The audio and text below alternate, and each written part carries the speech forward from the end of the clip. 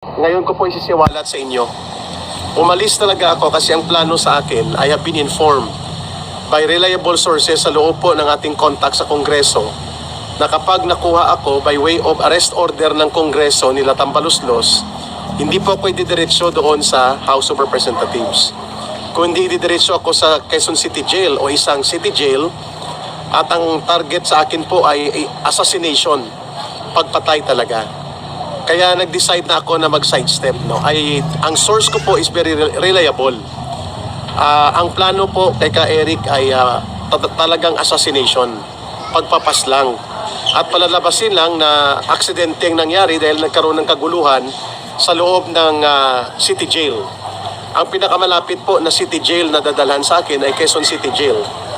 At doon po magaganap ang assassination. Kilala ko rin po ang nagpapautos kasi ang kumausap sa akin ay isang former Lieutenant Colonel sa PNP. Malapit sa akin at ngayon ay nakakahalubilo niya itong kongresista na utak pulbura. Yun na lang siguro ang tawag natin sa kanya na utak pulbura na kongresista. At sinabihan ako, sabi niya, Sir, hindi na to biro, mag-sidestep ka na. Kasi hindi ka lang ikukulong. Malamang ma-assassinate ka sa loob ng kulungan. Either ikaw ay palalabasin na binangungot pero ikaw ay sinakal ng unan at upang hindi makahinga o ikaw ay sasaksakin sa loob ng kulungan. Kilala niyo po itong congressman na utak pulbura, hindi ko muna pangalanan ng kanyang name. No? Pag nasa lugar na secured na ang ating location, siya po ang isa sa nagpautos na i-operate si Ka Eric.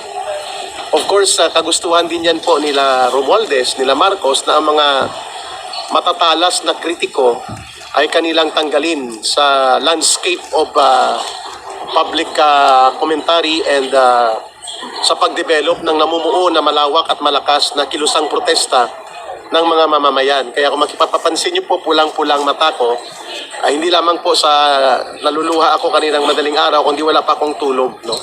I've been away for almost 16 hours na hindi ako nakakatulog pa dahil nagmamatsyag tayo ng paligid natin. No?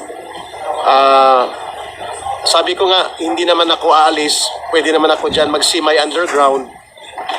Pero dahil nga sa limitasyon ng support system sa Pilipinas, pwede pa akong maipatumba doon sa mga kriminal na mga elemento.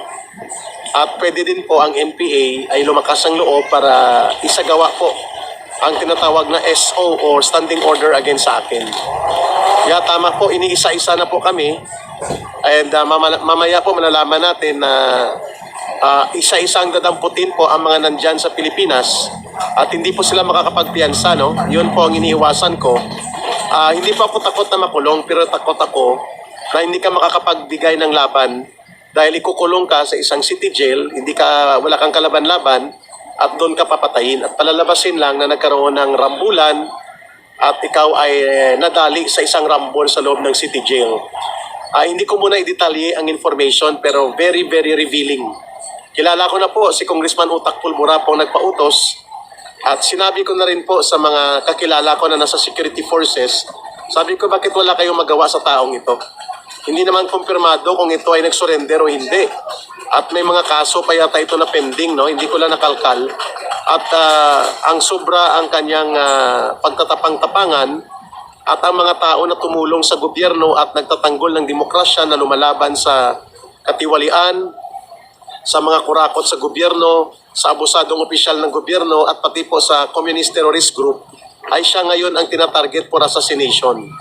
Maliban po sa hit order ang tawag dyan yung ibinaba na order na pag nakulong ako, nakuha ako dito by way of illegal arrest order na ilalabas ng Kangaroo Court nila Tambaluslos, ay dadaliin ako sa loob ng kulungan.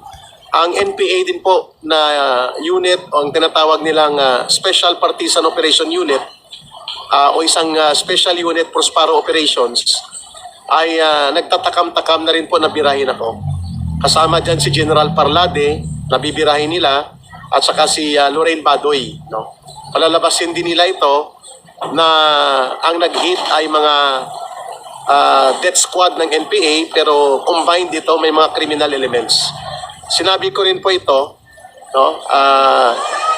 yung tarantado na nagsasabi na guni-guni ko lang ito, yung pangalan niya Ferdinand Magsilang, Sumbi ito, no?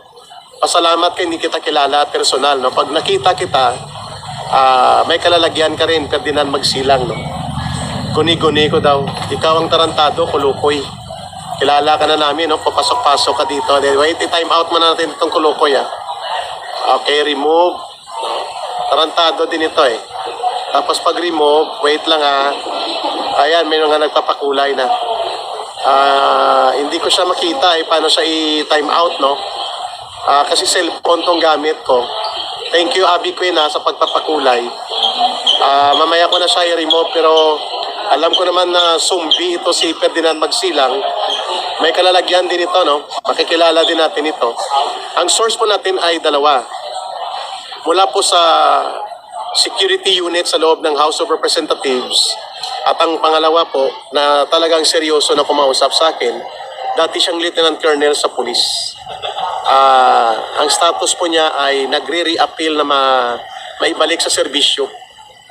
Yun lang muna ang hint ko, pero nagtatrabaho siya kay Utak Pulbura na congressman bilang special protection unit. Kaya tinimbrihan ako kasi kilala kami personal. No? So, yan po ang dahilan kung bakit nag-sidestep na ako. Kasi hindi na ito pwede na bibigyan mo ng pagkakataon na ang mga kriminal na elemento na nasa ilalim ng kumpas nila Tambaluslos at ni Marcos ay mamamayagpag, including ang mga teroristang grupo. Click mo name niya, sir, tapos hide mo. Nga, nawawala siya eh. Thank you sa inyong simpatiya. Pasensya na kayo kung medyo napikon ako doon sa tarantado na yun. Guni-guni daw.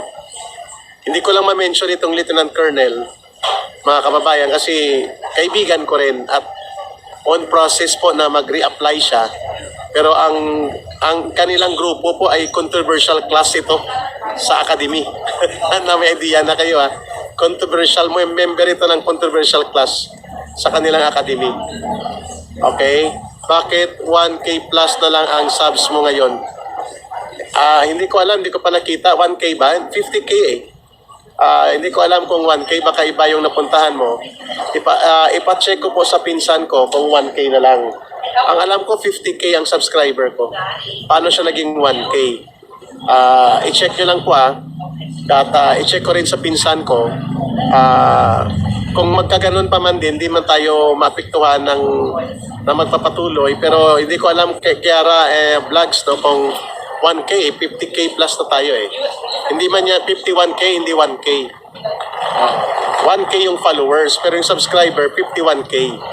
51K plus hindi po 1K. 52K. Baka yung follower na nakita mo. Okay, anyway, maraming salamat sa inyo Pasensya kayo, napikon ako doon sa zombie na pumasok. Mantakin mo buhay kung nakataya, sabihin niyang guni-guni. Hindi po ako aalis dyan, mga kababayan, at mag-sidestep kung hindi po konfirmado na may hit. Ang tawag po dyan sa assassination, may hit order. Sa NPA po ang tawag dyan, SO, standing order.